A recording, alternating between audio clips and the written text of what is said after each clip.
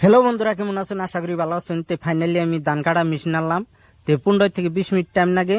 আর কিভাবে ধান কাটা হয়ে যায় এটা আজকে দর্শক বাইরে দেখাবো, আর ভিডিওটা শেয়ার করবেন।